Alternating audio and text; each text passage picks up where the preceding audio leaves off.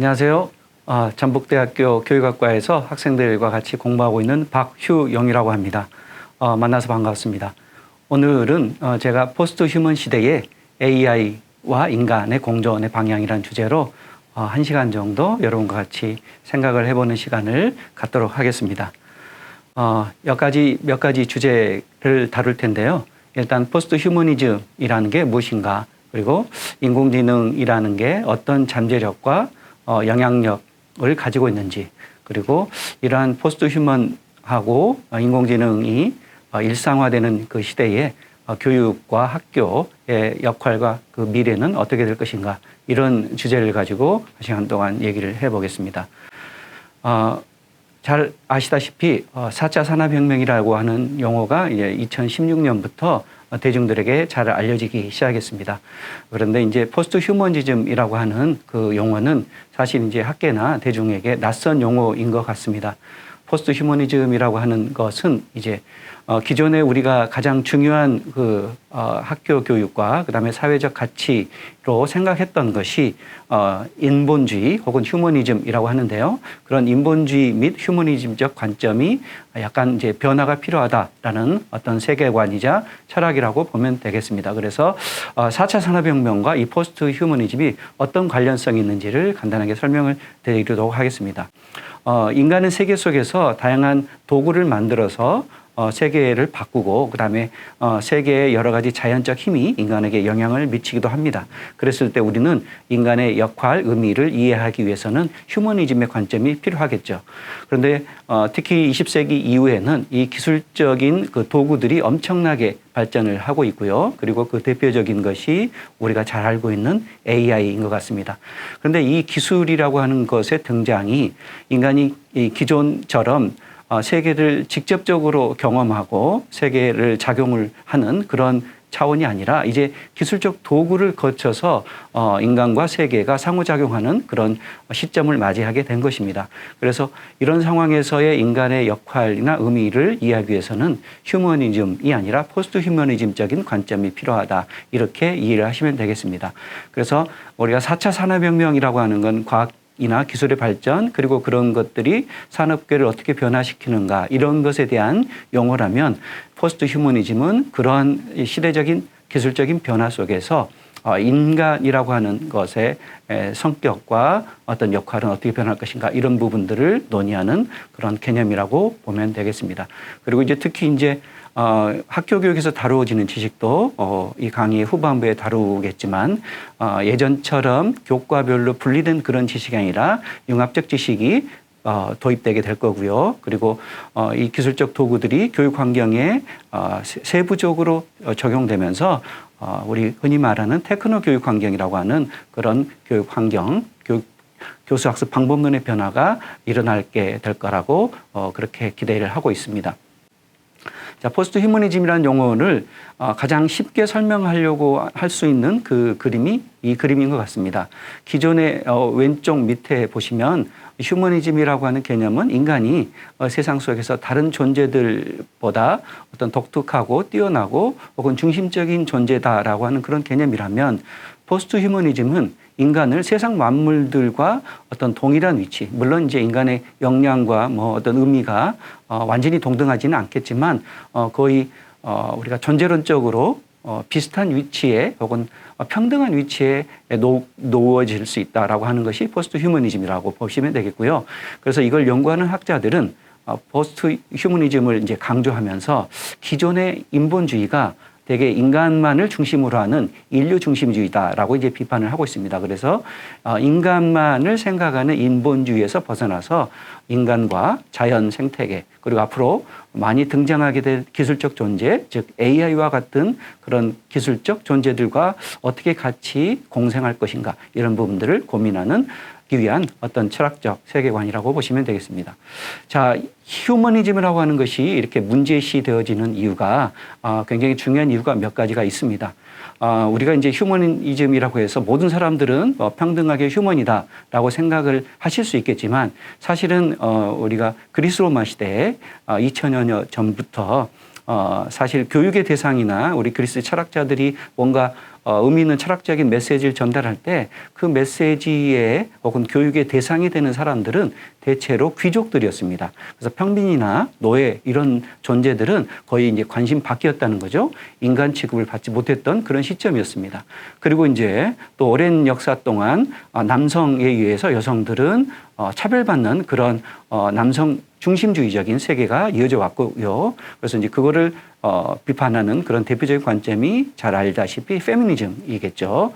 그리고 이제 또 흥미롭게도 우리가 아동이라고 하는 존재도 지금은 성인과 거의 동등한 역량과 어떤 존재적인 의미를 현대 사회에서는 부여받고 있지만 17세기까지만 해도 아동들은 성인과 동등한 존재로 인정받지 못했다는 겁니다. 그래서 사실은 예전에 흔히 말하는 이제 영아 살해, 유아 살해, 아이들의 생명을 어떤 하찮게 여기는 그런 관념들이 존재해 왔다는 거고요. 이것에 대해서 이제 필립 아리에스라고 하는 프랑스 철학자가 아동의 색이라고 하는 책을 통해서 17세기 이후에서야 아동들이 성인과 동등한 어떤 인격을 혹은 생명권을 보존받게 되었다. 이런 개념을 얘기를 하고 있습니다.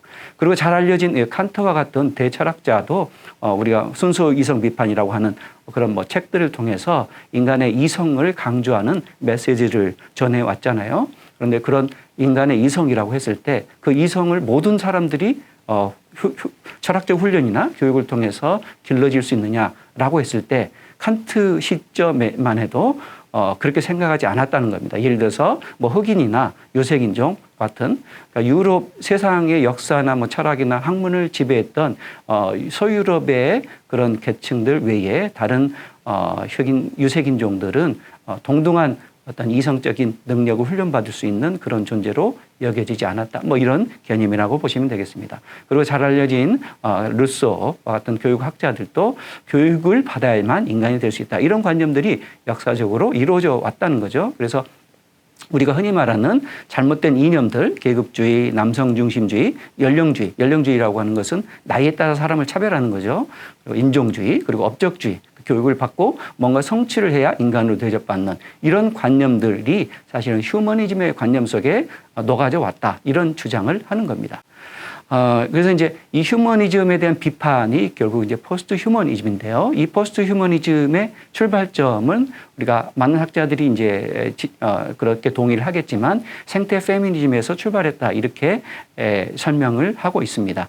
그리고 생태 페미니즘이라고 하는 것이 이런 관점을 이제 거의 최초로 제시한 학자가 이 더너 하이러웨이라는 학자가 1985년에 사이보그 매니페스토라는 책을 통해서 그런 얘기를 하게 됐는데요. 우리가 예전에 잘 알려진 이제 막시즘에서 얘기하는 공산당 매니페스토처럼 사이보그가 뭔가 선언을 한다는 겁니다.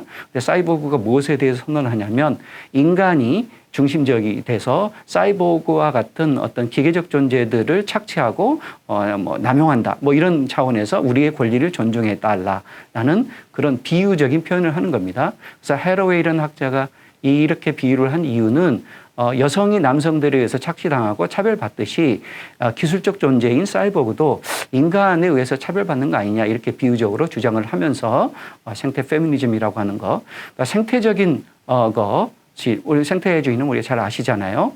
그런데 그 생태성과 페미니즘을 연결을 시키는 거죠.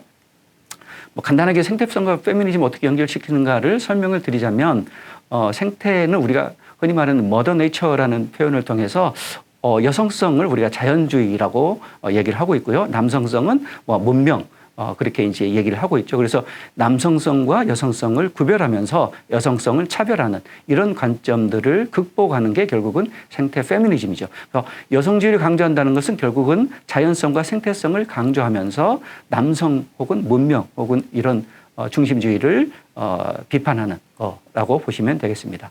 그래서 이제 기본적으로 이런 생태 페미니즘을 바탕으로 포스트 휴머니즘은 이런 이원론적인 구별을 비판하면서 이론론, 그러니까 남자나 여자나 그렇게 엄격하게 혹은 근본적으로 나누어지지 않는다. 문명이나 자연이나 연결되어 있다. 그다음에 이성적인 거, 그다음에 우리가 정서나 감정적인 거 이런 것들도 완벽하게 구별되지 않는다라고 하는 것을 강조하는 이론론적인 세계관 혹은 철학이라고 이해를 하시면 될 것 같습니다. 자, 인간의 범주가 예전부터 약간 이념적으로 편향되었다는 말씀을 드렸고요. 그런데 인간의 범주는 그럼 어떤 식으로 확장될 수 있을 것인가? 사실은 우리가 유엔 인권선언이라고 하는 것도 20세기 중반에 상징적으로 얘기를 하고 있는데 그때까지만 해도 모든 전 세계 곳곳에 많은 사람들이 동등한 인격이나 인권을 가진 것으로 그렇게 생각되거나 그런 대우를 받지 못했습니다. 그래서 유엔에서 인권 선언을 한 거잖아요. 그래서 이제 그래도 다행히 지금은 모든 사람들이 인간으로서 동등한 권리를 갖는 걸로 인정을 받고 있습니다. 그런데 이제 그런 인간의 범주에 과연 우리가 흔히 말하는 호모사피엔스인 인간만이 포함될 것이냐? 그렇지 않을 수도 있다라고 하는 게 바로 이 사례가 보여주고 있습니다. 결국은 이 사례는요, 2014년에 아르헨티나 출신의 이 오랑우탄 산드라라고 하는 여성 오랑우탄이 법원에 의해서 최종적으로 인간의 판정을 받았고, 그래서 이제 오랑우탄의 어떤 그 사육 공간에서 있었는데 이거는 사실 이제 뭐 인간에 대한 처우가 바람직하지 않다 이렇게 생각해가지고 5년 만에 2019년에 미국으로 옮겨지면서 새 보금자리로 들어가게 됐다는 그러한 기사입니다. 그래서 2014년에 오랑우탄이 인격체로 판정을 받는 사례가 벌써 나왔다는 거죠. 우리가 이제 동물에 대한 인격, 그다음에 여러 가지 우리가 유인원과 같은 그런 존재들을 어떻게 볼 것인가를 이해하는 데 있어서 이러한 사례가 굉장히 의미가 있을 것 같습니다. 우리가 이제 고등학교에서 많이 배우듯이 생물 개통도 같은 데서 배우잖아요. 종속 과목 강문계 뭐 이런 식으로 배우는데 우리가 이런 분류에서 봐도 오른쪽에 있는 이 네 가지 사람 속에 바로 오랑우탄, 고릴라, 침팬지, 사람. 그러니까 저나 여러분과 같은 이 사람도 이 사람 속 안에 있는 다른 오랑우탄, 고릴라, 침팬지와 동등한 그 개통도로 분류되고 있는 상태다. 그래서 머지않아 이 정도의 그 유인원 정도는 인간으로, 물론 이제 모든 유인원들이 인간으로 판정되지는 않겠지만 그중에서 나름대로 생각이 있고 뭔가 좀 발달되고 하는 개체들은 인간으로 판정받을 수 있는 가능성은 열려 있다. 이렇게 보시면 될 것 같습니다. 자, 이 부분을 이제 조금 더 설명드리기 위해서 사실 우리가 호모사피엔스라는 용어를 많이 쓰잖아요. 호모사피엔스는 잘 알려져 있듯이 현생 인류에 대한 생물학적인 지칭이나 분류의 개념이겠죠. 그래서 모든 사람들은 사실 호모사피엔스에 해당될 겁니다. 그런데 아까 말씀드렸듯이 휴먼이냐 라고 하는 거 있어서 휴먼의 조건은 조금 다르다는 겁니다. 그래서 20세기까지 여러 가지 인간이 되기 위한 조건들이 있었습니다. 지금은 보편적인 개념으로서 모든 사람들이 인간으로 인정받지만 과거에는 흑인, 노인, 노예, 여성, 장애인들은 인간으로 취급받지 못했던 시점이 있었다는 거고요. 정신박약자들도 20세기 초까지만 해도 인간 대접 못 받았습니다. 그리고 개나 고양이가 인간이 될 것인지에 대한 우리가 학자들이나 어떤 여러 가지 관심들이 있겠죠. 그리고 AI, 궁극적으로 이제 우리가 많이 경험하게 될 AI가 인간으로 간주될 수 있을 것인가. 이런 것들이 지금의 어떤 고민거리죠. 학자들이 논의의 대상입니다. 근데 이제 여기서 제가 하고 싶은 얘기는 이 인간 범주가 점차 확장된다라고 하는 거죠. 과거에는 교육받은 백인 귀족 그리고 건강한 이런 남자들만 인간으로 취급받았다면 점차 인간의 범주가 보편화되고 그다음에 생체적으로 확장된다는 것은 동물들도 인간이 될 수 있다는 거고요. 그다음에 전 지구적으로 확장된다는 것은 기술적 존재인 AI도 인간 범주에 포함될 가능성이 있다는 겁니다. 물론 이제 제가 이런 말씀을 드리는 것은 이게 당연하다거나 그렇게 반드시 된다라기보다도 우리가 휴머니즘이라고 혹은 인본주의라고 했을 때 인간의 개념을 이렇게 약간 추상적이고 약간 철학적으로 이해할 필요가 있다라는 점을 말씀을 드리고 있습니다. 그래서 휴머니즘과 관련된 그리고 포스트 휴머니즘과 관련된 여러 가지 개념들이 있습니다. 그중에 대표적으로 몇 가지를 좀 비교하면서 소개를 해드릴까 합니다. 먼저 우리가 잘 알려지고 있는 많은 대중들에게 알려지고 있는 개념이 바로 트랜스휴머니즘의 개념입니다. 이분들은 사실은 이제 싱귤러리티라고 들어보셨죠? 2030년, 40년 정도가 되면 어떤 기술적인 어떤 발전에 특화된 시점, 특이점에 도달하게 돼서 그때 기술적 세계에서는 사실 우리가 현재 인류가 안고 있는 대부분의 문제들을 해결할 수 있을 정도로 발전하게 된다. 그 시점이 바로 싱귤러리티라 이렇게 얘기를 하고 있잖아요. 그런 주장을 이제 주로 하는 분들이 이제 트랜스휴머니스트 라고 이해하시면 되겠습니다. 그래서 트랜스후머니스트들은 기술 결정론자 혹은 기술 중심주의자 혹은 기술 낙관론자들이라고 보시면 되겠죠. 그래서 이제 그분들은 이제 이렇게 현재의 인간이 한 4분의 3 정도의 지점이 있다면 이 인간은 과거에 유인원에서부터 발전해서 미래에는 약간 사이보그 혹은 AI와 인간이 융합된 그런 존재로 발전해 나가는 것이 진화의 연속선이다. 이렇게 이런 부분들을 이제 주목하면서 그런 얘기를 하고 있는 거죠. 자, 그런데 이제 저는 이 포스트 휴머니즘이라고 하는 것이 사실은 트랜스 휴머니스트뿐만 아니고 아까 잠깐 앞쪽에서 말씀을 드렸던 이 네오 휴머니즘이라는 관점도 있고요. 그다음에 비판적 포스트 휴머니즘의 관점도 있다는 걸 말씀을 드립니다. 네오 휴머니즘은 인본주의가 뭔가 잘못됐고 한계가 있지만 그래도 우리가 인간성을 대체할 만한 다른 어떤 철학이나 가치들이 찾을 수 없기 때문에 인간성을 좀 반성적으로 다시 새롭게 설정하자. 이런 관점이 네오 휴머니즘이고요.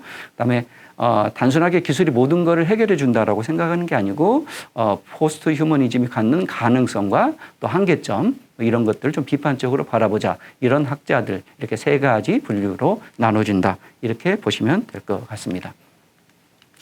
자, 그래서 이제 두 번째 이 챕터에서는 인공지능 시대가 도래했을 때 어떤 장면이 펼쳐질 것인지에 대해서 얘기를 나눠보고자 합니다. 사실 인공지능에 대한 강의는 여러 이제 전문가들이 많이 대중적으로나 여러 채널을 통해서 많이 해오고 있는 걸로 알고 있습니다. 자, 여기에 보여지는 화면은요, 우리가 2022년 말부터 최근 굉장히 세간의 각광을 받고 있는 챗 GPT를 통해서 인공지능 연구의 발전 과정을 알려주세요라고 프롬프트를 넣었을 때 챗 GPT가 그냥 쉽게 뽑아주는 그런 내용입니다. 뭐 몇 가지 제가 이제 정리를 하긴 했습니다만, 그래서 인공지능의 발전 과정들이 이러한 시대별로 거의 10년 주기로 엄청나고 근본적인 발전을 해왔다라고 하는 것을 보여주고 있습니다. 현재의 인공지능 기술은 우리가 생성형 인공지능이라고 한데, 이 생성형 인공지능 기술은 사실은 기존의 인공지능 기술과는 또 하나의 또 다른 단계의 어떤 그 가능성과 잠재력을 보여주는 기술이다라고 보시면 되겠습니다. 뭐 인공지능에 관련돼서 주요 개념들을 몇 가지 소개를 하자면, 인공지능이라고 하는 것은 이제 뭐 우리가 이제 인공지능 연구는 인지과학이라고 하는, 우리가 영어로 얘기하면 cognitive science라고 하는 그런 연구로부터 1980년대부터 학자들에 의해서 다 논의가 되어 왔습니다. 그래서 인지과학은 주로 이제 철학에서부터 시작해서 언어학, 그리고 심리학, 그리고 이제 자연과학에서는 컴퓨터공학 이런 전공을 한 학자들이 컴퓨터가 점점 발전해 오고 있는 시점에서 이 컴퓨터가 인간의 사고를 흉내내거나 아니면 그 인간처럼 사고하고 생각할 수 있음으로 인해서 훨씬 더 좋은 성능을 발휘하게 될 텐데, 그랬을 때 그러한 존재, 그러한 기계가 갖고 있는 지능이 바로 인공지능이 아니겠느냐라는 개념에서 출발한 거잖아요. 그리고 이제 그러한 인공지능을 구현하기 위해서는 이 기계, 머신이라고 하는 이 칩셋이나 그다음에 알고리즘으로 만들어진 이 기계가 학습을 해야 될 텐데, 그게 이제 결국 머신러닝의 출발점이라고 보시면 되겠고요. 최근에는 앞에 이제 인공지능 발전의 흐름에서 보여지듯이 딥러닝이라고 하는 것이 또 인공지능 학습에 굉장히 중요한 어떤 메커니즘이다라고 이해를 하시면 될 것 같습니다. 그랬을 때 이 머신러닝을 크게 이제 뭐 세 가지로 나눕니다. 간단하게만 설명을 드리면 초창기에는 지도학습을 했다는 겁니다. 지도학습이라고 하는 것은 이 머신이 학습을 하거나 뭔가 업무를 진행해야 되는 이 기계가 어떤 일을 할 수 있게끔 인간 개발자나 혹은 인간 사용자가 일일이 어떻게 작업을 하라고 지도를 하게 하면서 이제 그 구별하는 방법들을 학습하는 것을 얘기하는 거고요. 그 다음 단계에서는 비지도 학습은 굳이 인간 개발자가 뭔가를 일일이 세부적으로 지시를 하지 않아도 알아서 학습하는 그런 단계라고 보시면 되겠고요. 세 번째, 최근에는 이 강화학습이라고 하는 것이 정말 이제는 인공지능이 딥러닝의 과정 속에서 스스로 뭔가 이런 식으로 응답을 하면 인간들이 더 잘했다고 하고 더 옳다라고 하는 그런 피드백이 있구나라고 하는 그런 피드백을 새로운 학습에 반영하면서 스스로 자신의 학습을 강화해 나가는 그런 방식으로 인공지능이 개발되고 있다라고 보시면 될 것 같습니다. 그래서 결국은 현재로서의 최신의 인공지능 학습의 원리는 결국은 심층 강화 학습이라고 하는 것으로서 우리가 가운데에 히든 레이어, 숨겨진 수많은, 여기는 이제 세 가지로만 표시가 되었지만 수십, 수백 개의 레이어들을 거치면서 인간이 주입한 입력값에 대해서 나름대로 여러 가지 매개 변수들을 참조해서 그 질문에 가장 가까운 해답들을 만들어내는 그런 결과물을 만들어내는 알고리즘을 개발하고 있다. 이렇게 보시면 될 것 같습니다. 자, 그랬을 때 이제 이 부분에 대해서 우리가 궁금한 바는 그겁니다. 오늘 이제 포스트 휴머니즘이라는 주제로 얘기를 하고 있는데요. 그랬을 때 이제 많은 학자들이 1980년부터 그래서 이제 인공지능이 개발이 된다면 그 인공지능은 과연 인간처럼 생각을 혹은 사고를 할 수 있을 것인가 이런 질문들을 했다는 거고요. 제가 사실 이제 인공지능이나 인지과학에 대해서 관심을 갖고 학생 신분에서 공부를 하기 시작했던 시점은 2000년대 초반이었습니다. 그때만 해도 제가 이제 인공지능의 이런 가능성, 그리고 인공지능은 사고할 수 있는가, 인공지능은 뭐 의식이 있는가, 이런 질문들이 그때도 많이 이루어졌었는데요. 그때 공부한 기억에 따르면 그 당시만 해도 학계에서도 약간 인공지능이 의식이나 사고를 할 수 있는 그 가능성에 대해서 한 반반 정도 되었던 것 같습니다. 그러니까 그 당시에는 인공지능의 역량이나 능력이 그만큼 발달되지 않았기 때문에 학자들도 아니야, 인공지능이 아무리 발전해도 인간처럼 사고할 수는 없을 거야 라고 하는 그런 생각이 더 많을 수 있었다는 거죠. 그런데 지금 2023년 현재 제가 이제 이 부분을 다시 한번 리뷰를 해봤을 때 대부분의 학자들은 인공지능의 이 능력의 발전 속도가 엄청나기 때문에, 그리고 우리가 학자들이 생각하거나 개발자들이 생각했던 것보다 훨씬 더 뛰어넘는 업적을 보여주고 있기 때문에 지금은 상당수의 전문가들이 AI도 사고할 수 있다라고 하는 것을 인정하는 분위기다라고 말씀드릴 수 있을 것 같습니다. 그래서 뭐 이것을 평가하기 위해서 우리가 튜링 테스트라는 것들을 1950년대에 했었고요. 그리고 사실은 이제 학자들이 그런 튜링 테스트를 통해서 사고의 여부를 뭐 판단하기도 하지만 학자들은 이제 여러 가지 이제 가설적인 사고 실험을 통해서 인공지능의 사고 가능성에 대해서 논의를 했습니다. 그 중에 하나가 이제 차이니스 룸 가설이라는 게 있고요. 또 그 전에 이제 데카르트 같은 17세기 학자들은 난쟁이 가설 이런 것들을 제시를 했었던 거라고 알려져 있습니다. 그래서 뭐 간단하게 이것이 무엇을 의미하는지를 말씀을 드리면 왼쪽 밑에 있는 차이니스 룸 가설은 뭐 그런 겁니다.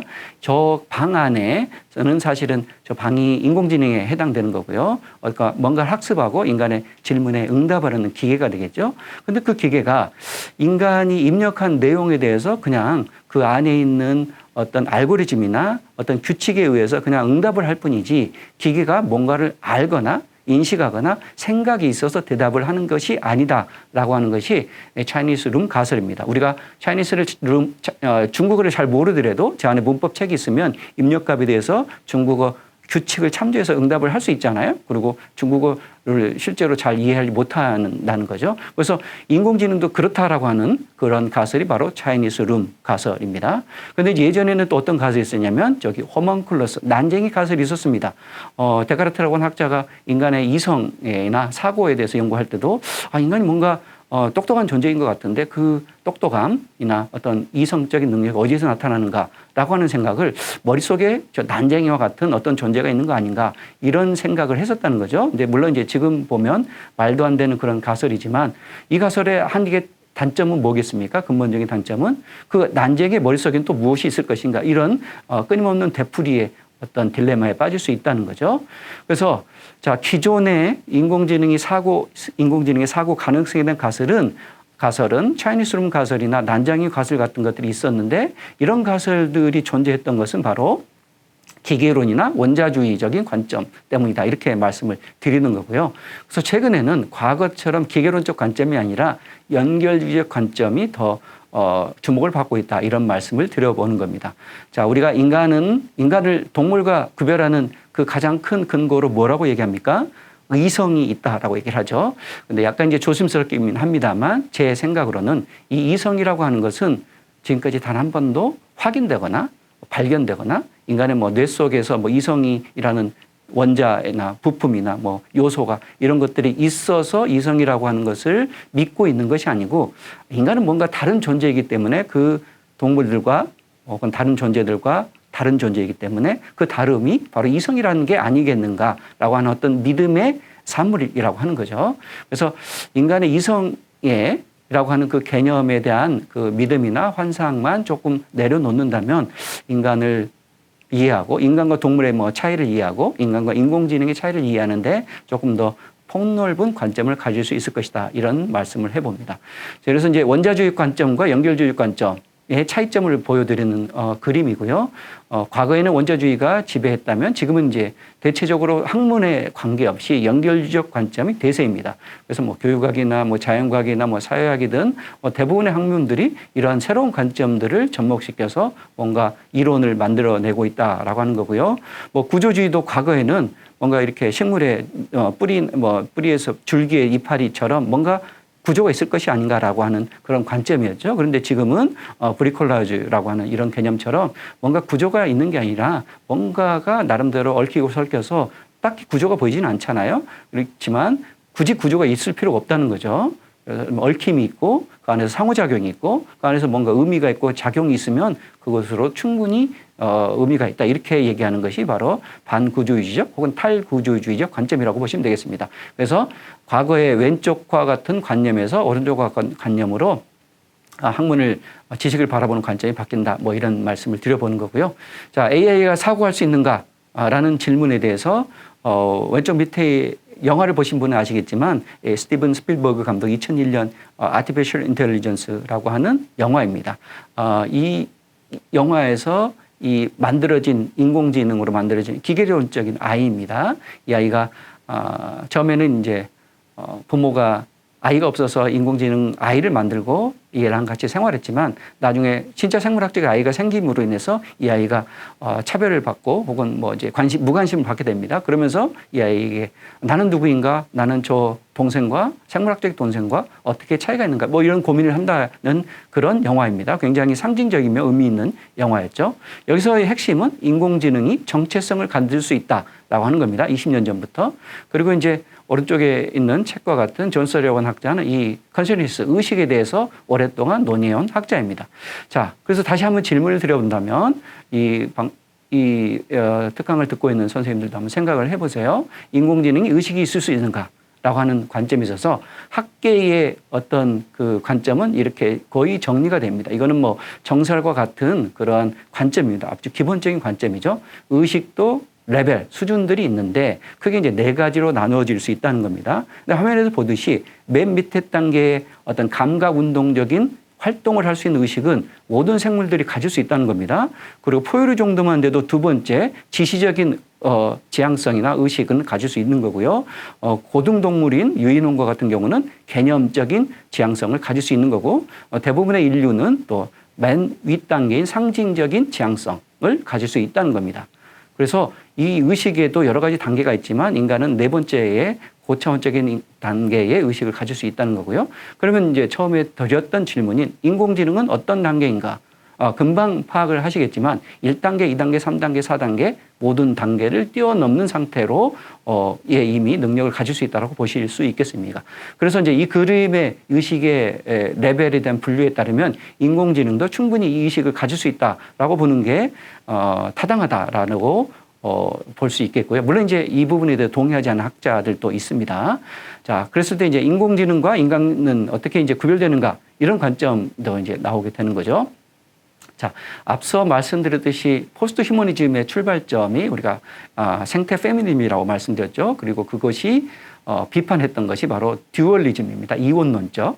그래서 지금의 대부분의 학자들을 모든 학문 분야에서 데카르트가 주장했던 이원론적 관점, 그러니까 정신과 신체는 구별되는 것이다라고 하는 관점은 거의 대부분 학자들이 이제 부인하고 있습니다. 인정하지 않는다는 거죠. 그래서 이론론적 관점, 정신이나 신체나 그러니까 우리 몸이나 우리의 생각이나가 뭐 그 상태로는 물론 혹은 어떤 특정한 단계에서 나눠질 수 있지만 근본적으로 나눠지는 게 아니라 충분히 연결될 수 있다라고 하는 그런 관점이고요. 그래서 이제 우리가 사고의 주체나 하고 사고의 어떤 본거지가 되는 인간의 두뇌 사실은 생각을 만들어내는 그 기지가 될 텐데 그 기지가 최근에 이제 컴퓨터 발달로 디지털화되고 그다음에 지금의 인공지능의 발달로 생각할 수 있는 기계가 이제 만들어지고 있고요. 그리고 이제 최근에는 양자 컴퓨팅으로서 인공지능이 그 계산 능력이 엄청나게 발전하고 있고 그리고 대부분의 학자들은 또 무기물 두뇌, 그러니까 생물학적인 두뇌가 아니라 실리콘 칩으로 만들어진 두뇌를 개발하는데 모든 역량을 다하고 있습니다. 이런 걸 갖다가 우리가 이론적 순환이라고 볼 수 있겠고요. 이 그림이 상징하는 바는 결국은 생각의 주체가 되는 그런 두뇌라는 게 인간은 이제 유기물적인 상태로 가지고 있지만 컴퓨터나 인공지능처럼 무기물적인 칩셋을 가지는 그 자체에서도 생각이나 사고 이런 것들이 만들어질 수 있다라고 하는 겁니다. 물론 이제 그것이 바람직하지 않을 수도 있습니다. 그런 부분들은 우리가 약간 윤리적인 문제 혹은 어떻게 하면 우리가 인간과 인공지능이 사이좋게 지낼 것인가 이런 문제는 정치적인 문제라고 논의될 수 있는 거고요. 어쨌든 기술적으로는 충분히 인공지능도 생각과 사고를 가질 수 있다라고 하는 게 에 대한 어떤 이게 이제 포스트 휴머니즘의 이론적 기반이다라고 보시면 될 것 같습니다.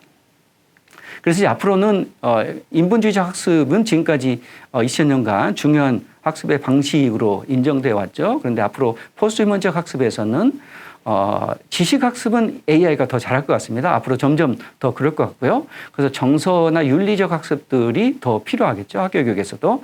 그리고 이제 뭐 인지적인 효과, 그러니까 사고 훈련을 하는 것도 어느 정도 역할을 하겠지만 앞으로는 점점 그 중요성이 낮아질 것 같습니다. 그리고 학습자의 뭐 주도성이라고 하는 개념도 앞으로는 학습자나 인공지능 기술이나 도구 이런 것들이 어떻게 상호작용할 것인가. 그래서 미래의 인지는 그렇게 뭐 얘기할 수 있을 것 같아요. 간단히 얘기하면 여러 가지 툴들, 기술적 도구들을 잘 활용하고 뭐 챗GPT를 잘 활용하면서 뭔가 사회가 안고 있는 문제나 어떤 보다 창의적인 어떤 문제 해결에 잘 적용할 수 있는 인재가 그런 인재다. 이렇게 이제 학습의 목표가 달라질 수 있다. 이렇게 보실 수 있겠죠. 자, 이제 약간 좀 흥미로운 화면을 좀 보여드릴 텐데요. 정신과 신체가 사실은 하나다라고 하는 그 관점을 여기 이제 장마르 꼴띠라고 하는 프랑스의 화가가 프랑스 일간지에 1895년부터 1900년대 초반까지 이런 그림들을 쭉 그려왔습니다. 여러분들 화면을 보시면 아시겠지만 120년 전에 프랑스 화가, 창의성을 갖는 화가가 미래의 2000년대에는 이런 사회가 펼쳐질 것이다. 이런 얘기를 하고 있다는 겁니다. 그래서 이렇게 이제 오늘날 드라마 같은 것들도 활용하고 있고요. 영사기, 그다음에 로봇 청소기, 그다음에 약간 기계가 교향악을 연주하고 있는 모습, 그다음에 자동화된 농장 기계, 그리고 건설 기계, 요리 기계, 그리고 운송 수단, 그리고 미용 기계까지 사실 100년 전에 이런 것들을 상상했다라고 하는 것이 믿겨지지 않을 정도로 이런 상상을 하고 있었죠. 그리고 교육에 있어서는 바로 이런 상상을 했던 겁니다. 같은 시점에 나왔던 글이 뭐 어떤 사파인데요. 여기서 이제 가르치는 사람으로 보이는 뭐 교수나 혹은 선생님이 책 속에 있는 지식을 갈아 넣어서 학생들에게 뭔가 정기선과 같은 연결되는 것을 통해서 지식을 주입하는 상상도를 그려보는 겁니다. 이게 바로 어떻게 보면 신물질주의적 이론론을 보여주는 그림이다라고 생각이 되어집니다. 이게 무슨 얘기냐면 사실 지식이라고 하는 것은 과거에 우리는 책 속에 쓰여져 있는 문자 이런 것들을 학습자가 뭔가 눈으로 글자를 읽으면서 그 글자의 내용을 이해해서 머릿속에 뭐 저장하고 그리고 이제 그걸 실천하고 하는 것이 이제 학습이다라고 얘기를 했지만 그런 과정들이 반드시 뭐 인간 학습자가 문자를 직접 눈으로 읽어야만 학습이 되는 것이냐, 그러니까 신체를 거쳐야만 뭐 학습이 되는 것이냐, 라고 했을 때 그렇지 않을 수도 있다는 것을 이미 100년 전부터 상상을 해왔다는 겁니다. 물론 저 때의 그림은 전기 신호로 들어가는 거지만 지금은 전기 신호가 아닌 디지털 신호 혹은 뭐 여러 가지 전기화학적 신호로 변환시켜서 지식을 머릿속에 집어넣기 위한 그런 연구들이 진행되고 있다는 겁니다. 물론 저렇게 학습의 성격이 변했을 때 저게 과연 바람직한 사회나 바람직한 학습이 될 것이냐, 이 문제도 여전히 이 기술적인 가능성 이후에 다루어져야 될 어떤 윤리적인 문제라고 볼 수 있겠죠. 어쨌든 기술적으로는 저런 것들이 충분히 현실화되고 있다라고 하는 것을 말씀을 드리는 겁니다. 대표적으로 이제 일론 머스크의 이런 뉴럴링크와 같은 사업들이 그런 사업들을 해오고 있습니다. 현재 이 사진은 초기 이 연구의 하나의 사례로서 환자의 머릿속에 저 칩을 심어가지고 저 칩을 통해서 뭔가 신호를 보내서 이 환자가 활동하지 못하는 것들을 보조해주는 장치를 보여주는 화면입니다. 보통 현재에도 이미 알츠하이머 같은 그런 치매 환자들에게 주로 이제 이런 칩들이 어떤 실험적으로 혹은 실제 임상적으로 시술이 되고 있습니다. 그래서 예를 들면 알츠하이머 환자가 어느 특정 뇌의 특정 분야의 기능이 상실해서 더 이상 뭐 사람을 알아보지 못하거나 일상생활을 못한다면 그 사람이 그대로 살 수는 없잖아요. 그랬을 때 저 칩셋이 그 사람의 그 뇌에나 뉴런의 일부를 대체해주고 뭐 외부와 소통하고 할 수 있는 그 기술이 바로 뉴럴링크 기술이라는 거죠. 그런데 이제 뭐 처음에는 이제 환자를 통해서 그런 기술들이 실현이 되겠지만 앞으로는 이 뉴럴링크가 사실은 사람들의 생각을 저기 칩셋을 통해서 신호를 받아내고 컴퓨터로 저장하고 또 인터넷으로 지구 반대편으로 보내면서 여기에 있는 이 사람의 생각이 지구 반대편의 다른 사람들에게 어떤 시그널로서 다양한 형태의 시그널로서 전달이 될 수 있다라고 하는 겁니다. 지금은 우리가 뭐 전화로서 하거나 음성으로서 우리의 생각을 전달하잖아요. 그런데 그 음성으로 전달되는 그 신호가 미래에는 이런 전기 혹은 디지털 신호로서 전달될 수 있다라고 하는 겁니다. 결론은 뭐냐면 우리 생각이 전달되는 방식 자체가 뭔가 사람과 사람이 만나서 전달되는 것만이 정답이다라고 볼 수 있는 게 아니고 기술이 발달된 시점에서는 그렇게 하지 않고도 상대방의 생각을 읽거나 말을 하지 않고도 생각을 읽거나 생각을 저장하고 전달하고 하는 것들이 가능하다라는 것을 보여주는 어떤 사례다라고 볼 수 있겠습니다. 자, 그래서 이제 저는 교육학자로서 이런 학습이 바람직하거나 뭐 이게 가장 뭐 궁극적인 지향점이다 이렇게 생각을 하지는 않습니다. 그런데 기술적 변화가 그렇게 된다는 거고요. 그랬을 때 우리가 어떻게 이런 사회에 어떤 대처할 것인가 아니면 준비할 것인가 이런 것들을 우리가 학교 교육을 고민하는 사람으로서 생각을 해봐야 되겠죠. 그래서 요는 그런 것 같습니다. 앞으로의 학습은 되게 이제 어떤 기계적 학습, 이게 우리가 이제 기계적 학습이라고 하는 것을 대체로 지금까지 부정적으로 봅니다. 그런데 앞으로는 뭔가 이렇게 자동적인 학습이죠. 그리고 무의식적인 학습, 뭔가 학습이 아닌 놀이와 같은 학습 이런 것들이 더 많아질 필요가 있겠다라는 말씀을 드려봅니다. 자, AI가 인간성을 가질 수 있는가라고 하는 그 주제에 대해서 AI의 휴머니스에 대한 그 학자들의 연구가 이렇게 많이 있고요. 그다음에 AI에게 법인격을 부여하는 이런 연구들도 많이 있습니다.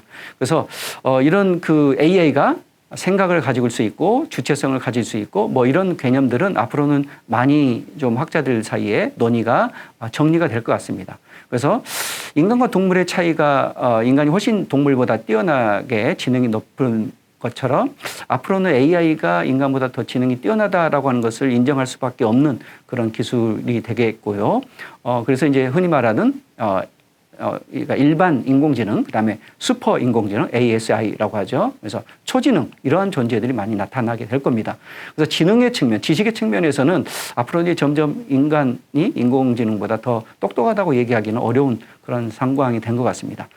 그래서 이제 뭐만 남았냐면요. 사실은 의식이라고 하는 거, 인공지능이 의식을 가질 수 있고, 그리고 인공지능이 뭔가 자율주행차처럼 그런 형태를 띠고 인간의 사이에서 섞여서 살게 된다면 그런 존재들과 어떻게 역할을 공유할 것인가, 서로 뭐 책임과 역할을 어떻게 사회적으로 분배할 것인가, 이런 고민들이 남았다 이렇게 보시면 되겠습니다. 그래서 인간과 AI가 공존하는 그런 방향성은 에 대한 많은 연구들이 나오고 있습니다. 뭐 이제 인간과 인공지능의 공존의 문제, 그다음에 어떻게 공존할 수 있는 인공지능을 만들 것인가, 이렇게 윤리적으로 좀 성찰을 해야 된다는 거죠. 그리고 반면에 이제 인공지능이 있지만 발달되겠지만 그래도 사람이 답이지 않겠는가라고 약간 아까 말씀드렸던 네오휴머니즘적인 어떤 방향성을 강조하는 그런 책도 있겠고요. 그런데 이제 인공지능에 대해서 우리가 되게 두려움을 많이 갖고 있잖아요.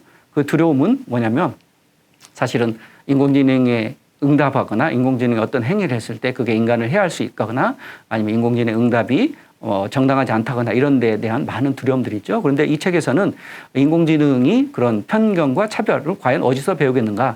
당연히 인간에게서 배우겠죠. 인간이 만들어낸 그런 모든 그 지식과 어떤 사회적 현상들을 학습하면서 그런 응답을 하겠죠. 그래서 이 책에서 강조하는 바는 뭐 그런 거죠.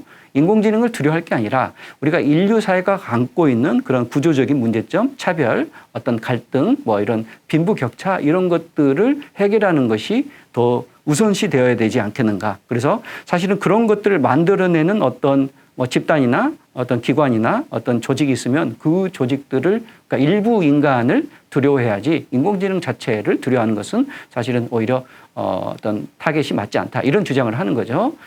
그리고 이제 또 인간은 필요 없다라고 하는 이런 과격한 주장처럼 미래의 직업이나 어떤 사회적 환경들이 많이 변하게 될 것이다 이런 논의도 있고요. 그래서 AI를 윤리적으로 설계하는 것이 필요하다 이런 다양한 책들이 나오고 있습니다.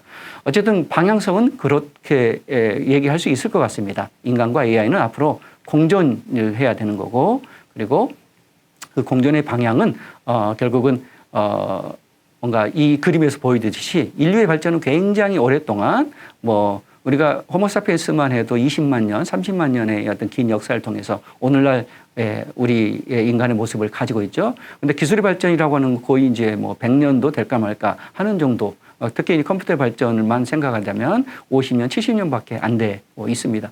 그런데 그 짧은 순간에 AI의 발전의 속도는 엄청나게 급격하게 발전이 되어 오고 있다는 거죠. 그래서 이제 이러한 흐름에서 놓고 봤을 때 우리가 인간과 인공지능의 능력을 비교하는 것은 사실 어떻게 보면 의미가 없는 일일 수도 있을 것 같습니다. 왜냐하면 인간의 능력들은 다양할 수 있겠죠. 그렇죠? 그리고 모든 사람들이 다 잘나고 똑똑하고 이렇게 할 필요는 없잖아요. 그랬을 때 뭐 각자의 능력과 각자의 노력과 한 바에 따라서 사회적으로 어떻게 기여할 것인가 라고 하는 거. 물론 이제 인간의 잠재력도 개발을 해야 되겠지만 이런 차원에서 사회가 더 고민을 해야 된다는 거고요. 인공지능은 앞으로 점점 발달해 나갈 겁니다. 그랬을 때 우리는 이제 이 인공지능을 인간과의 어떤 그 공존하는 사회 속에서 어떻게 활용할 것인가 이런 부분에 집중하는 것이 더 낫지 않을까 이런 생각을 해봅니다. 그래서 결국은 인공지능이 잘할 수 있는 거 그러나 인공지능이 할 수 없는 문제는 결국 사회성의 문제라든가 그다음에 윤리적 문제 이런 것들은 우리가 앞으로 고민하고 준비를 해야 되겠다라고 이해를 하시면 될 것 같습니다. 자, 이제 남은 시간은 우리가 인공지능의 시대의 학교 교육에 대해서 간단하게 말씀을 드려보도록 하겠습니다.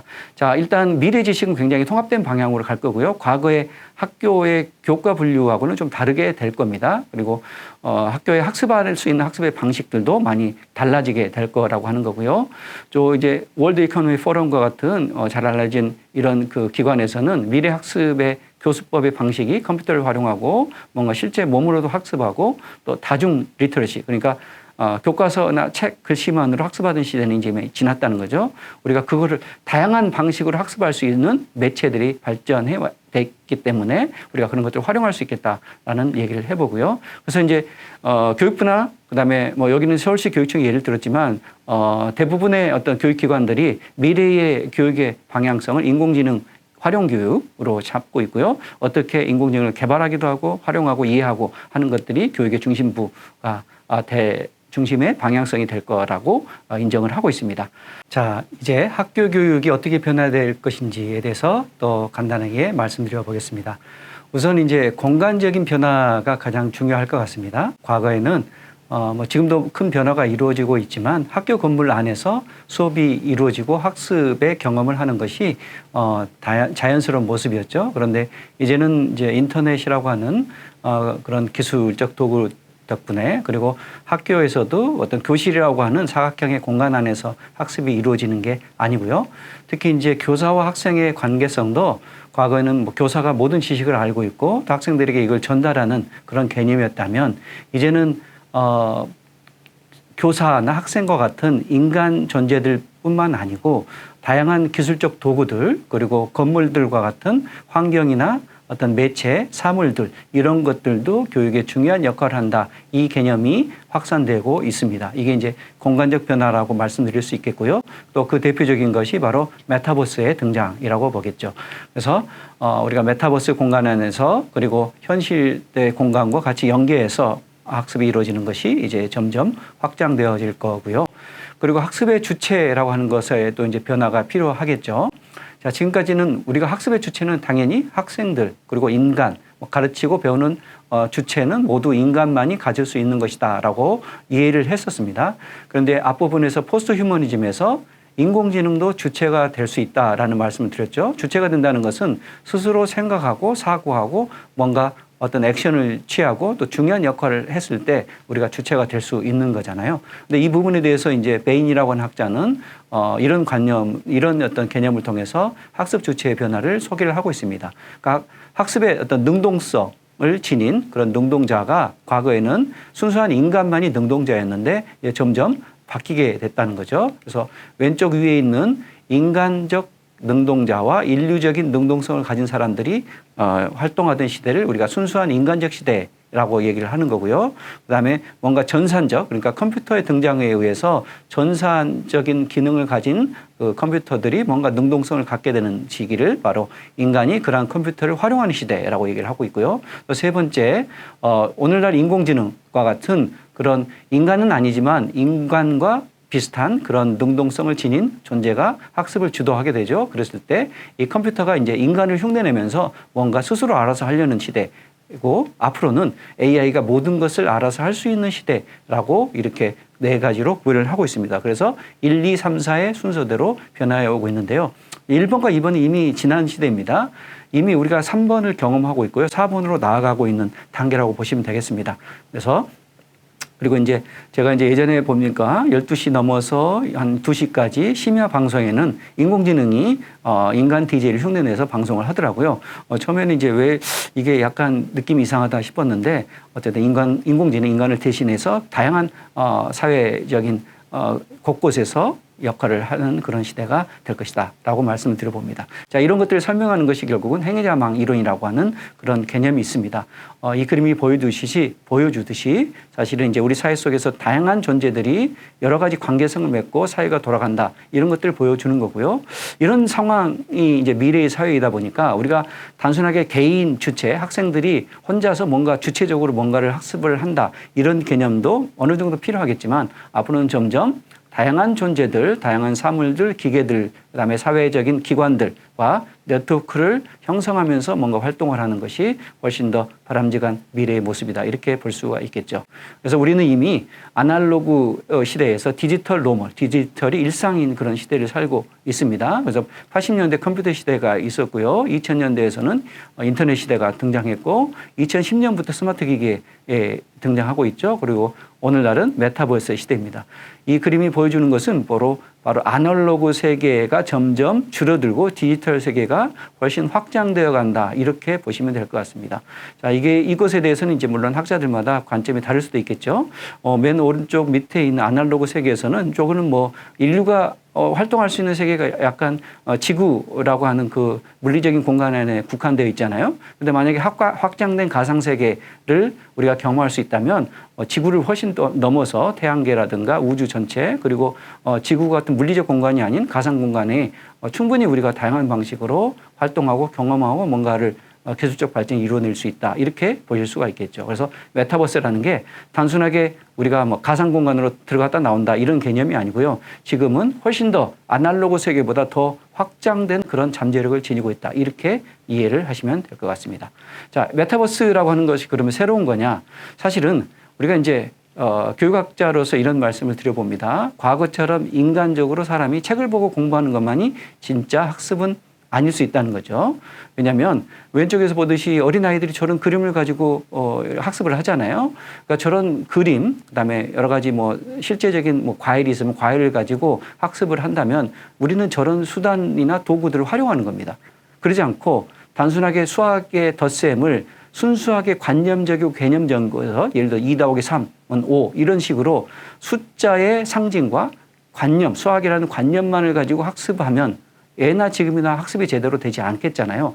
그래서 우리는 뭔가를 학습한다는 것은 항상 예전부터 지금까지 뭔가 수단과 도구를 활용해서 학습을 했을 때 훨씬 더 학습이 잘 된다는 겁니다. 이런 것들도 이미 우리가 많이 활용하고 있고요. 그런데 이제 그 학습의 도구가 우리가 컴퓨터와 같은 그런 뭐 게임의 형태로 나타나고 있고 그리고 다양한 이제 캐릭터들이 등장하면서 우리의 학습을 도와줄 수도 있고요. 그리고 여러 가지 우리가 학습을 향상시킬 수 있는 그런 뭐 게임들이 많이 개발되고 사용되어 왔습니다. 우리가 이걸 갖다가 마인드웨어라는 그런 표현을 씁니다. 우리가 하드웨어, 그다음에 소프트웨어라는 개념도 있지만 마인드웨어라고 하는 것은 사람들의 마음을, 그러니까 뭐 정신이나 사고를 만들어가고 발전시킬 수 있는 그런 도구들을 우리가 마인드웨어라고 하거든요. 그러니까 그런 것들이 이미 오래전부터 활용되어 왔고요. 그리고 이제 최근에는 이제 뭐 이런 게임과 어떤 학습이 약간 혼연된 그런 경험들이 많이 생기게 됐다. 그래서 아이들이 자기가 어떤 취향이나 자기의 어떤 발달 수준에 따라서 무엇을 학습하느냐는 사실 활용하기의 문제가라고 보여지고요.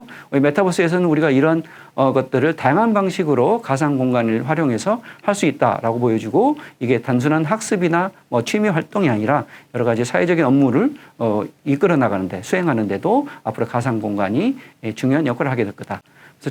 그래서 이제 우리가 이제 그러니까 철학적으로는 이렇게 좀 비교를 해볼 수 있을 것 같아요. 크게 이제 시대적 패러다임이 변해 왔는데, 과거의 플라톤의 시대에는 약간 이 지구 시스템 안에서 국한된 그런 것을 생각했겠죠. 플라톤과 같은 대학자들도 사실은 지구 시스템을 넘어선 뭔가 그 철학적인 세계관이나 뭐 이런 것들을 설명하기는 어려웠겠죠. 그 당시는. 그러다가 이제 뉴턴에 들어와서 17세기부터는 우리는 뉴턴의 여러 가지 이론들이 이제 우리가 태양 행성의 움직임 이런 것들에 대한 거시세계의 물리적 법칙을 가지고 물리학적인 이론들을 만들어냈잖아요. 근데 지금은 이미 뉴턴의 세계도 더 넘어서서 우리가 퀀텀 시스템을 살고 있다라고 하는데, 메타버스도 하나의 그런 퀀텀 시스템의 하나의 중요한 사례다라고 볼 수 있겠죠. 그래서 요는 이렇게 시대적인, 그다음에 우리가 세상을 바라보는 패러다임이 바뀌고 있고, 거기에 따라서 학습의 성격도 바뀔 것이다, 이렇게 말씀을 드려봅니다. 자, 그래서 이런 질문을 또 해볼 수 있겠죠. 디지털 경험이 과연 진짜인가? 이런 얘기를 많이 합니다. 약간 보수적인 관점에서 보면 그렇죠. 실제 우리가 어떤 현실 세계, 그 다음에 육체를 띄고 경험하는 그 세계가 진짜이고, 디지털 세계나 가상 세계는 그게 진짜가 이기가 어렵다, 이런 이제 생각을 하신 분도 많이 있을 겁니다. 그런 부분들에 대한 약간 다른 의견들 한번 좀 간단하게 설명을 해보겠습니다. 우리가 잘 알려진 시뮬레이션이라고 하는 개념은 보들리아르가 쓴 시뮬라크라 앤 시뮬레이션, 이 책에서 잘 알려지겨서 세상에 소개된 그런 개념입니다. 시뮬레이션, 뭔가 가상적인 뭔가 만들어진 세계, 이런 개념인데요. 사실 보들리아르가 1981년에 저런 개념으로 책을 썼을 때는 컴퓨터라는 거 하는 기술이 등장하면서 컴퓨터가 뭔가를 복사해내면서 진짜가 아닌 복사본도 진짜처럼 막 횡행하던 그런 시점이었잖아요. 그래서 현대사회는 진짜가 아닌 것들이 너무나 많이 횡행하면서 진짜를 흉내낸다. 그런데 그런 것들이 바로 시뮬라크라다, 이렇게 설명을 했던 겁니다. 그런데 제가 이제 여기서 말씀드리고자 하는 바는 이 보들리아르의 이 시뮬레이션이라는 개념도 약간 지금은 이 이론도 좀 바꾸어져야 되겠다라고 하는 것을 말씀드려 보려고 합니다. 이 시뮬레이션 이론을 간단하게 소개하자면 이런 거죠. 보들리아르는 그렇게 이제 본 겁니다. 세상에 굉장히 많은 이미지가 있는데, 이미지가 실제를 이제 재현한다는 겁니다. 실제가 있으면 그걸 직접 경험하면 좋은데, 우리는 이제 뭐 진리, 실제 이런 것들 직접적으로 경험하지 못하잖아요. 그래서 보통 이미지나 어떤 대체적인, 대안적인 사물을 통해서 경험한다는 거죠. 그게 이제 이미지입니다. 그런데 그 이미지가 실제를 잘 재현하면 괜찮은데, 자꾸 빛바랜 이미지들이 부실한 재현을 하게 된다는 거예요. 그래서 실제로부터 조금 멀어지겠죠. 그리고 이미지를 또 가리기도 합니다. 그러면 그 이미지가 진리와 벗어나는, 그러니까 실제를 가리는 이미지들이 횡행한다는 거죠. 그리고 근거 없는 이미지. 그래서 보들리아르는 시뮬라크라를 근거 없는 이미지라고 이름을 붙인 겁니다. 그렇죠? 이 근거 없는 이미지가 난무한, 시뮬라크라가 난무한 그런 현대사회는 사실 실제와 굉장히 거리가 먼 사회가 될 수밖에 없겠죠. 그리고 특히 시뮬라크라가 계속 복사되는 거예요. 수백, 수천 장. 그러면 그 복사된 것이 진리와 가까울 수는 없겠죠. 이 부분에 대해서 시뮬레이션이라고 이름을 지은 겁니다. 보들리아르가 1980년대 저런 얘기를 했을 때만 해도 굉장히 설득력 있고, 그래서 많은 학자들이 굉장히 의미 있는 어떤 지적이다라고 받아들여졌습니다. 그런데 우리는 어떤 걸 경험하고 있냐면요. 우리가 지금 경험하는 세상은 이미 디지털 노말의 세계로 접어들었다고 말씀드렸죠. 근데 디지털은 아까 말씀드렸듯이 복제가 가능한 시절입니다. 그래서 지금까지는 사람들은 아날로그 세계는 진짜고 복제가 막 무한반복 가능한 디지털은 가짜가 아닌가, 이런 이제 단편적인 생각을 할 수 있다는 겁니다. 그런데 지금의 인간의 경험은 사실 아날로그와 디지털을 구별하기가 어려울 정도로 많이 섞여서 경험을 하고 있고요. 그리고 최근에 유행했던 그 NFT라고 하는 대체 불가 토큰의 등장은 디지털 기술, 블록체인 기술을 통해서 복제가 불가능한 그런 사물들이나 어떤 행위들, 어떤 내용물들이 디지털 세계에서 만들어질 수 있다는 겁니다. 그러니까 대체 불가능한 토큰들이 디지털 세계에서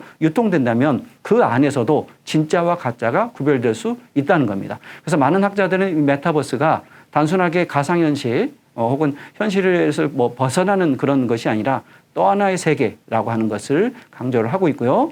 그래서 이 메타버스 공간 안에서 어떻게 하느냐가 중요하다는 거죠. 그래서 게임만 하면서 놀기만 하는 사람도 있겠지만 그걸 통해서 발전적이고 어떤 생산성 있는 학습을 하게 되면 그것은 굉장히 의미 있는 경험이 되겠다. 이렇게 이해할 수 있습니다. 그래서 이제 교육부에서도 이런 디지털 교수 학습 플랫폼을 2022년, 23년 지금 이렇게 도입을 하려고 하고 있고요. 학교 교육도 사실은 예전처럼 교과서를 가지고 학생과 이렇게 머리를 맞대고 학습하는 그런 방식보다는 이런 디지털 플랫폼을 기반으로 학습하는 것이 자연스러워질 것이다라고 말씀을 드려봅니다. 자, 그런 이제 환경 안에서 그럼 미래 교사는 어떤 역할로 변할 것인가 이거를 간단하게 말씀드려보겠습니다. 자, 미래 교사는요, 이제는 교수 학습 가르치는 걸 주도하는 교사는 이미 사실 요즘에서도 그렇게 많이 하지 않습니다. 학생들에게 주도권을 많이 주고 있죠. 그리고 매체를 활용하는 거죠. 그리고 내용 전문가, 교과 지식, 국어 전문가, 수학 전문가, 과학 전문가 이런 전문가성은 앞으로 이제 많이 변화가 될 겁니다. 실질적으로 우리 사범대에서 교사들 양성하는 그 커리큘럼을 개편하는 그런 과정에서도 이런 내용들을 많이 반영을 하고 있고요. 그리고 당분간은 평가자로서 교사 역할이 중요할 것이다. 그렇죠? 왜냐하면 학생들의 학습의 과정을 누구보다 잘할 수 있는 것이 교사이기 때문에 평가에 훨씬 더 많이 집중을 하게 될 것이다 라고 하는 거고요. 그래서 미래 학교에서의 교사상은 바로 여러 가지 이제 교육 공동체 시스템을 잘 활용하는 것. 그렇죠? 학교와 학교 바깥에 그리고 인터넷 네트워크 온 세상에 이런 여러 가지 자원들을 잘 활용할 수 있는 교사가 미래의 교사이고요. 그다음에 뉴미디어적 교사. 그러니까 뉴미디어 툴 있죠. 여러 가지 스마트폰과 같은 그런 툴들을 잘 활용하면서 또 비판적인 미디어 리터러시를 직접 갖추고 학생들에게 가르칠 수 있는 교사. 그리고 이제 또 인공지능이 할 수 없는 것이 바로 정서, 사회성, 윤리 이런 것들의 모범이 되는 교사라고 보여집니다. 학자들마다 생각이 다르겠지만 초등학교 때는 정서를 기르는 거, 유초등학교 때는 정서성을 기르는 게 굉장히 중요한 시기고요. 저때 정서적인 훈련이나 다양한 정서를 경험하고 표현하지 못하면 사실은 나이가 들면 들수록 그런 것들을 배우기가 쉽지 않다는 거. 그다음에 중학교의 시점에는 우리가 학자들이 사회성을 기르는 굉장히 중요한 시점이라고 얘기를 합니다. 그리고 고등학교에서는 윤리교육. 그래서 제 생각에는 정서, 사회성, 윤리교육을 초등학교, 중학교, 고등학교에 이제 집중적으로 해야 된다라고 생각이 되어집니다. 그리고 교사 전문성에 대한 사회적 기대도 달라지겠죠. 예전에는 자기 교과 지식을 잘하는 게 교사였다면 지금부터 앞으로는 여러 가지 이제 수업 방식을 잘하는 거죠. 도구나 툴을 잘 사용하는 거. 그리고 교사의 역량도 학생들 잘 이해해야 되고요. 윤리적 거, 그다음에 전문성, 전문가적 능동성을 잘 갖춰야 된다. 이렇게 얘기를 하고 있고요. 그리고 비판적 기술 문해력, 다양한 기술적 도구들을 비판적으로 잘 활용하고 학생들에게 그걸 또 가르쳐 줄 수 있는 것이 교사의 역할이다. 이렇게 보여집니다. 자, 생성형 인공지능에 대해서는 오늘 간단하게 말씀을 간단하게만 드리겠습니다. 여러분이 많이 들어봤을 기 때문에요.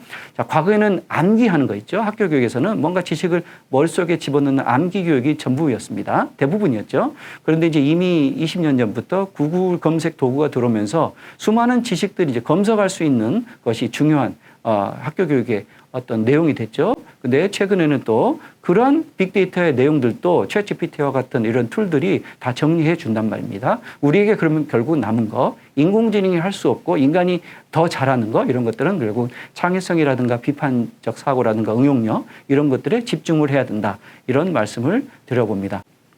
자, 챗GPT가 이제 다양한 방식으로 활용되고 있죠. 그래서 우리가 유튜브 크리에이터라는 용어와 같이 챗GPT 크리에이터라는 용어도 들어오면서 여러 가지 이제 미술 작품들을 만들어주거나 책을 써주거나 그다음에 동영상 이미지 2D 이미지를 3D로 바꿔주거나 이미지를 만들어주거나 이런 것들 그다음에 이거는 단순하게 찍은 사진을 갖다가 합성해서 동영상으로 3D라고 하는 것과 동영상하고 차이점은 동영상은 어느 외부의 모습만을 보여준다면 3D는 이 어떤 움직이는 모습의 내면적인 모습까지 들여다서 분해해서 보여줄 수 있다 이런 거죠. 이런 것들을 인공지능 기술로서 충분히 해낼 수 있다라고 하는 겁니다.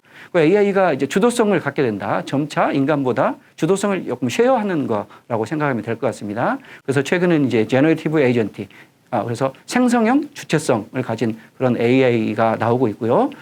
그래서 이제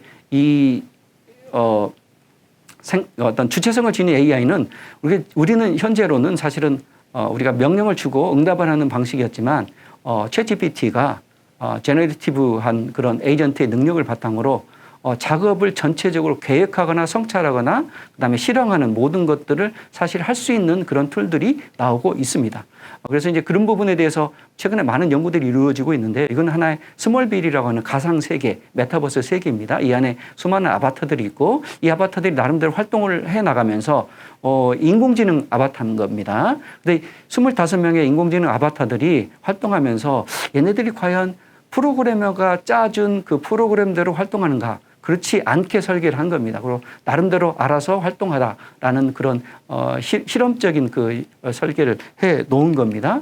그리고 이제 일정 시간이 지나고 봤을 때 어떤 이벤트가 발생했을 때 이 인공지능 아바타가 과연 창의적으로 뭔가 그 안에서 활동을 하는가 이런 것들을 연구한 그런 스몰빌 연구라고 하는 게 있습니다. 근데 그런 연구를 해봤더니 간단하게 이제 결론을 말씀드리면 결국은 인간이 저런 작은 어떤 빌리지에서 각자 나름대로 뭔가 활동하고 그 활동한 이유를 가지고 있겠죠. 그랬을 때 그 이유가 인간의 뇌 속에 형성되는 방식하고 여기 25개의 인공지능 아바타가 저 안에서 나름대로 지금부터 뭐 자율적으로 활동해라고 했을 때 그 인공지능의 메모리 아키텍처에는 그 인공지능 캐릭터들이 경험했던 모든 경험의 내용들이 머릿속에 저장이 되는 겁니다. 근데 이 두 가지의 저장된 기억의 경험들 중에서 어떤 것이 진짜 더 이성적인가를 이제 연구하는 그 간단한 실험이 있었습니다. 근데 실험 결과 이런 결과가 나타났습니다. 이게 뭐냐면은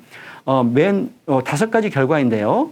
인공지능의 모든 어떤 조건들을 다 개방했을 때 사실은 여기 맨 밑에 있는 인간의 실제 인간을 가지고 이제 그렇게 여러분들은 어떻게 이렇게 왜 이런 결정을 내렸습니까? 이제 실험을 한 거죠. 근데 실제 인간의 결정보다 훨씬 이성적인 결정을 내렸다라고 하는 겁니다. 인간보다 약간 그 이성적인 결정의 수준이 낮은 그것은 요 밑에 성찰이나 계획하고 상황을 인지할 수 있는 이런 변수들을 다 막아놨을 경우 그 경우만 이성적이지 않은 거고요. 하나라도 열어놓았을 경우는 인공지능이 사실 실제 인간보다 더 합리적인 판단을 하구나 이런 결론을 보여주는 그런 실험이라고 이해할 수 있겠습니다. 자, 마지막으로 그런 이제 인공지능이 이렇게 엄청나게 발전되는 시대를 우리가 살고 있는데 그러면 윤리적 문제는 어떻게 고민해야 될 것인가? 라는 것들이 이제 가장 중요한 문제겠죠. 그래서 사실 많은 학자들, 특히 이제 사회과 비판적 포스트 휴머니즘의 학자들은 굉장히 경계하고 조심하고 있습니다. 그 경계나 비판의 관점들이 하나 뭐냐면 이 기술적 진보, AI를 통해서 기술적으로 엄청나게 발전하는 이 기술들이 자본주의라고 하는 것과 연결돼서 이게 모든 사람들에게 이 기술의 혜택들이 돌아가는 것이 아니라 자본을 통제한 특정 소수 집단 사회 국가 뭐 이런 혹은 빅테크 이런 기업들에 의해서 미래 사회가 좌우되는 게 아닌가 이런 우려들을 많이 하고 있다는 겁니다. 그리고 환경으로도 사실 문제가 될 게 많고요. 또 AI가 너무 발전해서 인간보다 더 똑똑하게 되면 인간의 지능이 이제 퇴화하지 않을 것인가 이런 또 주장을 할 수 있겠죠. 그래서 이 부분들에 대한 그 어떤 대표적인 그 비판의 대상이 바로 강화된 자본주의가 이 기술에 의해서 더 강화됐다는 겁니다. 그래서 이 강화된 자본주의를 보니까 과거에는 사실은 이제 인간의 육체나 물질 이런 것들만 착취하는 그런 자본주의 구조였고 그다음에 최근 20세기에는 우리가 감정 노동을 통해서 인간의 감정이 착취당한다 이런 얘기를 많이 하잖아요. 그게 바로 인지자본주의가 그걸 비판을 하고 있습니다. 이제는 물질이나 육체뿐만 아니라 정신까지 자본주의가 인간을 착취한다라는 거죠. 그렇죠. 그래서 소수의 그거를 활용하는 소수의 사람들만 좋고 나머지 사람들은 굉장히 힘든 삶을 살아갈 수밖에 없다. 이런 개념이잖아요. 그런데 이제 지금의 이 기술적으로 강화된 자본주의에서는 사실은 육체 물질뿐만 아니고 정신 감성도 아니고 더 나아가서 생명이나 생태계 전체를 착취한다. 이런 비판을 하고 있습니다. 그래서 그 강화된 자본주의가 점령하는 세 가지 분야에 대해서 학자들은 우리가 잘 활용하고 있는 사회관계망 서비스. 그러니까 많은 사람들, 현대인들이 이런 SNS 툴들을 사용하면서 이 툴들에 속된 말로 이게 노예가 된다, 아니면 여기에 중독된다라고 하는 게 이게 그 안에 착취된다라고 볼 수가 있겠고요. 그 다음에 생명기술 서비스 시장도 있습니다. 그러니까 우리가 유전자 조작, 어떤 그 식물들 이런 것들이 사실은 생태계를 결함시킬 수 있고 우리가 그러한 생명체로 생산성이 많이 발전이 되겠지만 그다음에 지구는 황폐화될 수 있다. 뭐 이런 우려를 하는 거고요. 그다음에 이제 여러 가지 에너지 문제, 자원 문제, 쓰레기 문제 이런 것들 이제 생태적 환경 시장 이 세 가지 분야가 결국은 기술에 의해서 착취되거나 편향되게 활용될 수 있다. 이런 것들을 지적을 하고 있습니다. 그래서 이제 이런 부분들에 대해서 포스트 휴머니즘 중에서도 약간 비판적 관점을 가진 사람들은 자, 기술이 발전하는 것은 인정하겠는데 그 기술이 특정인들이나 소수의 손에 들어가 가지고 인류 공용에 이바지하지 못할 경우를 이제 우려하는 거죠. 그렇다고 해서 기술을 완전히 반대하는 것은 자연성, 생태적인 상태로 돌아가는 건데 그것은 사실 실현 불가능할 것 같습니다. 그리고 바람직하지도 않겠죠. 우리가 생태주의자들은 자연으로 돌아가면 모든 것들이 해결될 수 있을 거라고 생각하지만 사실은 그것도 그렇게 간단한 문제가 아니잖아요. 그래서 이제 마지막으로 자, 인류의 미래는 어떻게 될 것인가 이런 고민을 해봅니다. 인간이 지금 현재 거의 80억 명의 인간이 지구를 거의 이제 지배해 오고 있는데 그러한 너무 인구도 많지만 인간이 지구를 너무 황폐화 시켰기 때문에 지구의 지속 가능성들이 점점 희박해지고 있습니다. 오늘날 우리 기후 위기를 매일매일 느끼고 있는 상황이잖아요.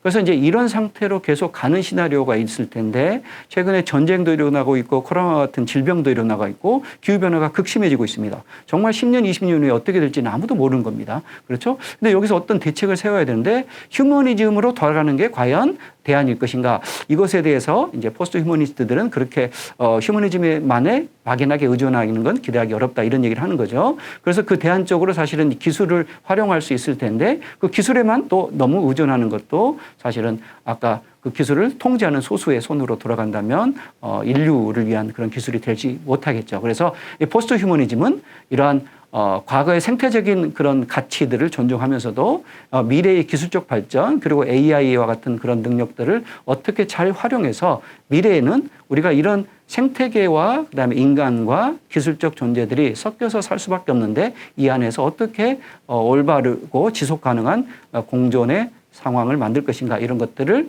고민하는 것. 그리고 이제 교육학에서는 이런 부분들을 학생들에게 잘 이해시키고 실천할 수 있는 방안을 고민하는 것이 중요하다. 이렇게 보여지겠습니다. 자, 그래서 마지막으로 인간이 다른 존재보다 나아지기 위해서는 우리가 성찰을 할 수 있어야 되는데 그 출발점이 포스트 휴머니즘이다. 이렇게 이해를 하시면 좋을 것 같습니다.